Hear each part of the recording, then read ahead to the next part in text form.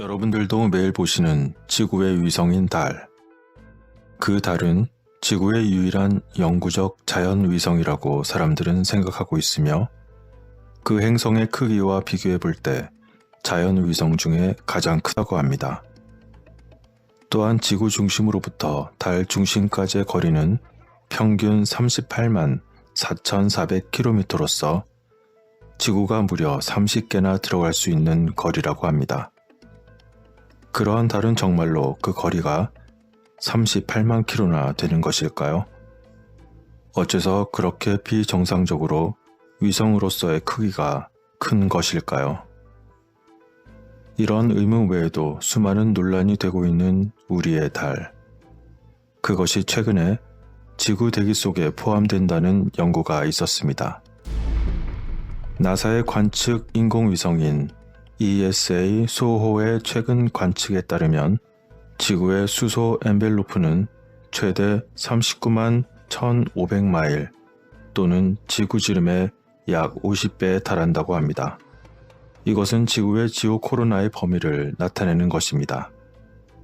그런데 왜 하필 코로나라는 그 지긋지긋한 단어가 들어가느냐 하는 분이 계실 텐데, 코로나는 라틴어로 왕관을 뜻하는 말이며 태양 대기의 가장 바깥층에 있는 엷은 가스층을 말하기도 합니다. 아마도 요즘 유행하는 코로나 또한 왕관 위에 뾰족한 돌기에 비슷한 유형을 하고 있어서 그렇게 부르는 것 같습니다. 따라서 여기에서 언급하는 지오코로나라는 것은 지구 대기권의 가장 바깥 부분인 외기권의 빛나는 부분을 말하는 것이죠.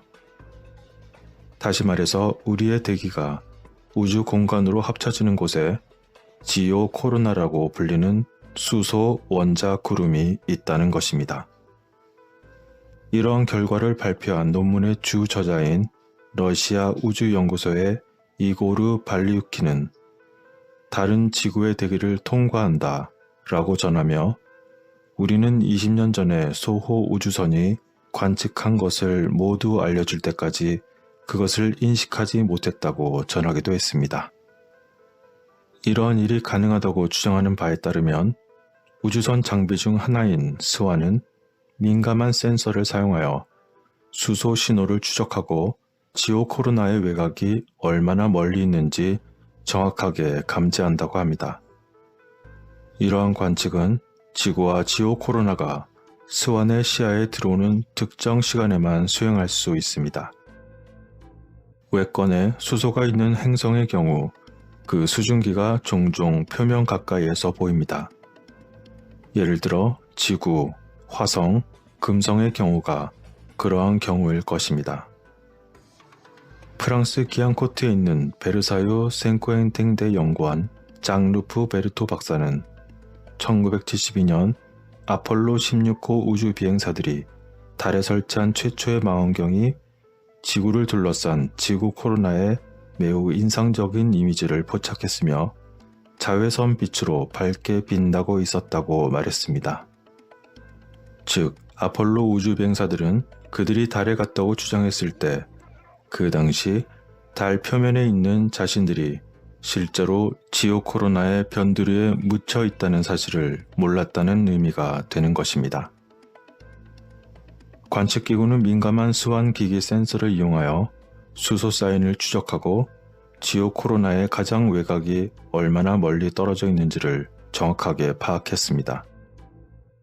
스완의 공동 개발자이자 전 수석 연구원인 베르토 박사는 이것은 우리 태양계 너머에 잠재적인 물의 저장소가 있는 행성을 찾을 때 특히 흥미롭습니다 라고 설명했습니다. 그 베르토 박사와 연구진은 태양은 라이만 알파라는 자외선의 특정 파장을 통해 수소 원자와 상호작용하는데 이를 원자가 모두 흡수하고 방출할 수 있다고 설명했습니다.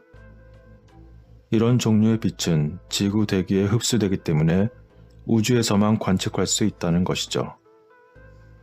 새로운 연구에 따르면 햇빛은 지구의 낮에 지오코로나의 수소 원자를 압축하고 밤에 밀도가 높은 영역을 생성합니다. 수소를 흡수하는 셀 덕분에 스완기기는 지오코로나에서 나오는 라이만 알파의 빛을 선택적으로 측정하고 그 관측은 햇빛이 지구의 주관에 있는 지오코로나의 수소 원자를 압축하며 그 후 야간에 밀도가 강화된 영역을 생성한다는 것을 보여주었습니다. 그러한 수소의 밀도가 낮 시간의 지역은 여전히 희박한 데 반해 지구 표면 위에 37,300마일에는 1평방센티미터당 원자 70개에 불과하고 달의 거리에 해당하는 경우는 약 0.2개의 원자가 있다고 합니다. 우주연구소의 이고루 발리우킨 박사는 지구에서는 그것이 진공이라고 부를 것이기 때문에 이러한 여분의 수소원은 우주 탐사를 하는 데에는 그다지 중요하지 않다라고 말하기도 했습니다. 하지만 좋은 소식은 이러한 입자들이 달을 도는 미래의 유인 임무를 수행하는 우주 여행자가 있다면 그들에게는 위협이 되지 않는다는 것입니다. 베르토 박사는 수소 원자가 햇빛을 모든 방향으로 산란시키기 때문에 지오코로나와 관련된 자외선 복사도 있지만 달 궤도의 우주 비행사에게 미치는 영향은 주요 복사 소스인 태양에 비해 그것을 무시할 수 있을 만큼 매우 미미할 것이라고 말했던 것입니다. 하지만 그렇다고 하더라도 한편으로는 지구의 지오코로나는 달 근처에서 수행되는 미래의 천문 관측을 방해할 수도 있다는 것이 연구가들의 주된 의견입니다. 또한 그들은 별과 은하의 화학적 구성을 연구하기 위해 자외선 파장으로 하늘을 관찰하는 우주 망원경은 이러한 것들을 고려해야 할 것이라고 하기도 했습니다. 어찌되었건 우리 행성 대기의 가장 바깥 부분은 달의 궤도를 훨씬 넘어서 확장되어 그 달까지의 거리의 거의 2배라는 것이죠.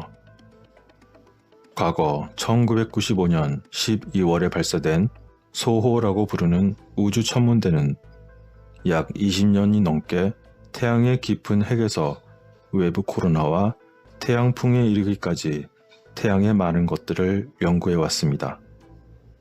이것은 지난번 영상에서 보여드린 태양 주변의 매우 이상한 물체에 대한 이미지를 찍는 역할을 하기도 했던 것이죠.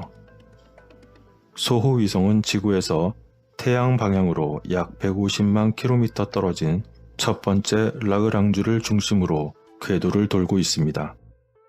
이 위치는 외부에서 그 지오코로나를 관찰하기에 매우 유리한 좋은 지점입니다. 이러한 소호의 스완 장비는 1996년과 1998년 사이에 세 차례에 걸쳐 지구와 확장된 대기를 이미지화했습니다. 러시아에 있는 장루프와 이고르의 연구팀은 그 추가 분석을 위해 아카이브에서 이 데이터 세트를 검색하기로 결정하기도 했습니다. 소호에서 본 지오코로나 전체의 독특한 전망은 이제 지구 대기에 새로운 빛을 비추고 있습니다. 소호 프로젝트 과학자인 버나드 플렉은 수년 전에 보관된 데이터는 종종 새로운 과학에 활용될 수 있다고 말하기도 했고, 또한 이번의 발견은 20년 전에 수집된 데이터의 그 가치와 소호의 탁월한 성능을 강조하는 것이라고 말하기도 했습니다. 과연 지구와 달과 태양의 그 신비의 끝은 어디까지일까요? 다른 비정상적인 위성의 그 거대한 크기에도 불구하고 지구의 달로부터 빙빙 돌고 있는 비정상적인 이유는 무엇일까요? 우리가 보름달에 우리 눈으로 그 구조가 직접 보일 만큼 그처럼 가깝게 떠 있는 달은 정말 과학에서 말하는 것처럼 38만 킬로미터나 떨어져 있는 것일까요? 그리고 태양의 주변에 그 수상한 수많은 물체들은 무엇을 의미하는 것이었을까요? 그리고 태양과 달의 오묘한 조화에 의한 지구 생명체의 번성과 우리들의 생존은 무엇을 알려주는 것일까요?